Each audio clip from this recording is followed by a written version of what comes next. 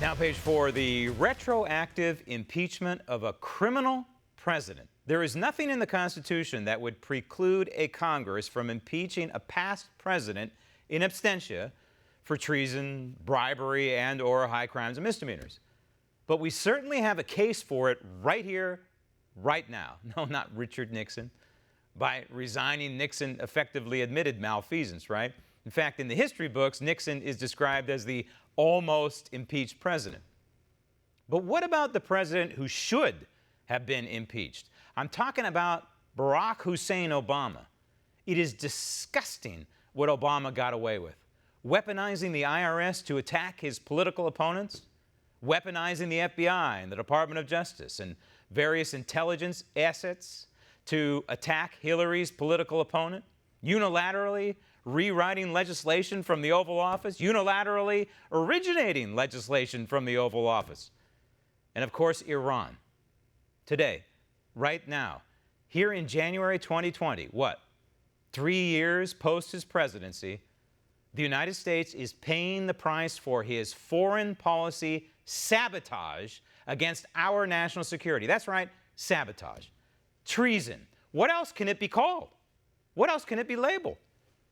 Obama gave our enemy $150 billion in once frozen assets, along with, about $150 million cash, possibly a lot more than that. This money was delivered on a pallet, flown to Iran on board an unmarked airplane. Think about that. What was Obama trying to hide? What was he afraid of?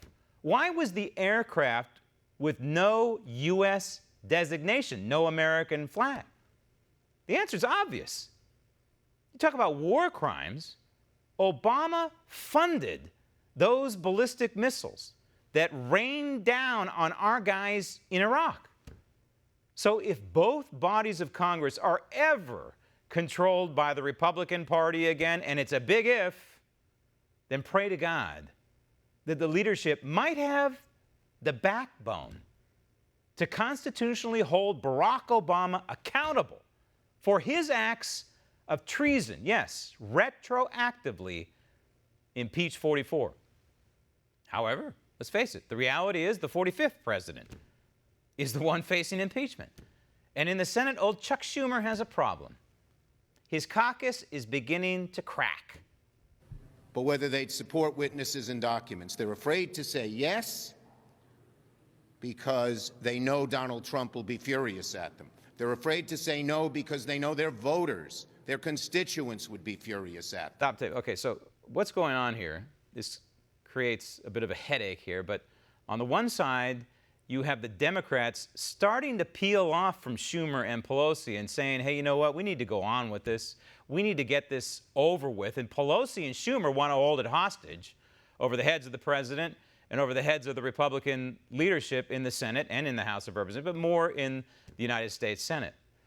On the other side, you have Republicans who probably are also eager to get impeachment behind them, but they have a choice, and that is, do they support witnesses and documents, or do they support what Mitch McConnell is now suggesting, and that is proceed with the 1998-1999 rules of the Senate for the impeachment of Bill Clinton?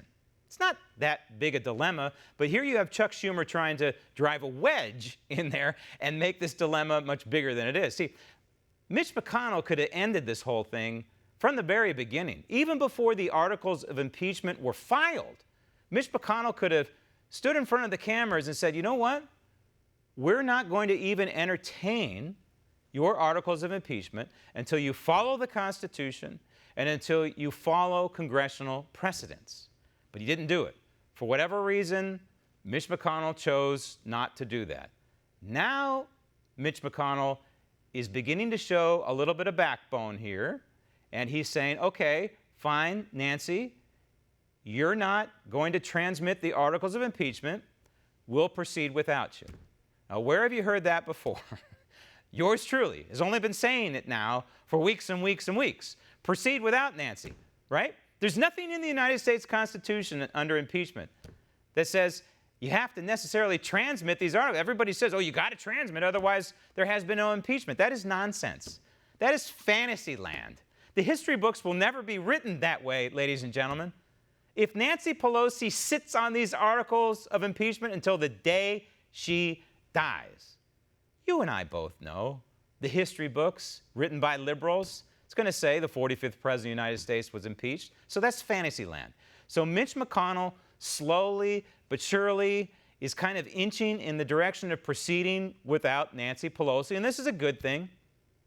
But what he's suggesting they do is accept these rules from the impeachment of Bill Clinton. The problem with that is Donald Trump may never get his day in court.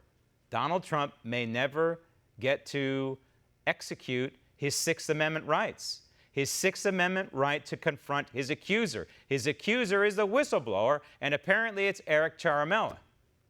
He won't get his Sixth Amendment rights to confront his accuser in Adam Schiff. Look, Adam Schiff is not only a member of Congress, he's not only the chief prosecutor on the House side of impeachment, but he's a witness. We know this. We know this to be a fact from the reporting in the mainstream media, that there is a connection between the whistleblower and Adam Schiff and his staff. So Donald Trump should be able to hear from this accuser as well. I think that Donald Trump ought to be able to call Hunter Biden as a key piece to this puzzle, is he not? And I would also reach out across the seas to the president of Ukraine. This guy is a key witness. Now, you can't compel a head of state from a foreign country to come testify in court, in the court of the United States Senate. But you could ask, you could say, hey, you got time, hop an airplane, come on over here, and we'd love to hear from you. We'd love to hear your side of the story so we can get to the truth. This is what should be done. I don't think we're ever going to see it. I think what's going to happen here now is McConnell is going to allow impeachment to unfold the way it did in 1998, 1999. It's going to be a vote, and the case is going to be closed. And so there's always going to be an asterisk next to Donald Trump's name as President of the United States, not only impeached, but he never got to clear his name, and I believe that would be a mistake. So you can expect more of this political squealing from Chuck Schumer. It looks like there is going to be an impeachment trial in the United States Senate, transmission of those articles or not. And yes, that is the right thing to do. At least it's one of the options. The important thing here is that the Republican leadership stay strong and not cave to this guy for the sake of this president and for the sake of the United States Constitution. Want to see more videos like this? Click on the link below and subscribe to One America News on YouTube, and call your cable provider and kindly demand that One America News is added to your lineup. Call and subscribe today.